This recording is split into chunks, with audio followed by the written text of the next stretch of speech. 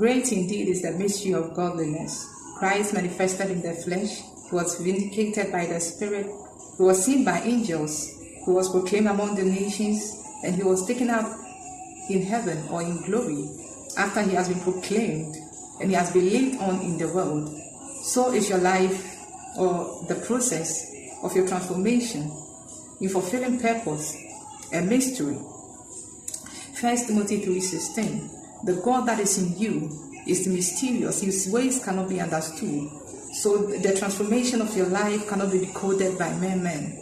The birth of John the baptizer became an incredulity because his father became mute. His father was struck mute.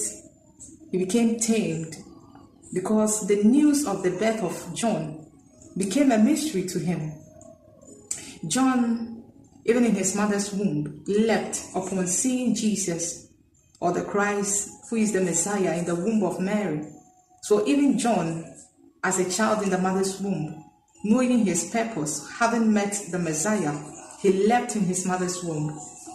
John was given birth by an old age parent, Zechariah, the prophet, representing the past, whereas Jesus is also given birth by a youthful parent, Mary and Joseph, representing the new era. So John is a herald of the new era, bridging the gap between the Old and the New Testament. So John is representing the era where the old is transitioning into the new. So we see that John is a voice. Even when the Pharisees sent people to John to ask whether he is the prophet or Elijah or the Christ, then he witnessed that he is the voice crying in the wilderness to make straight the way of the Lord. So John is the voice and Christ is the word. And Zechariah's tongue is loosed because a voice is born. A voice is born to witness the word. The word that was from the beginning has been born. And that is John's assignment, to witness him. So are you a voice? So John attests that the Lord said to him, upon him the Spirit of the Lord God will rest. That is the Son of God. Upon him that the Spirit of the Lord comes upon and rests.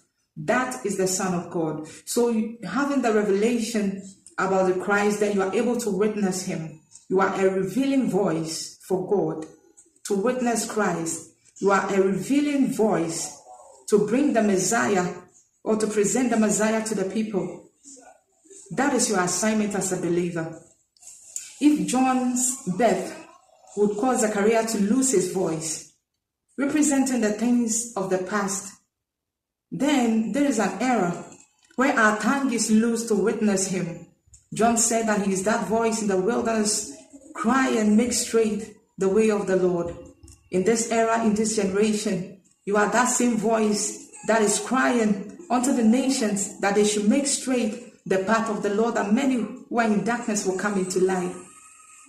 I pray for you. May you discover purpose, that you can become a voice, a witnessing tool, that the Messiah is coming, and so people should be prepared to receive him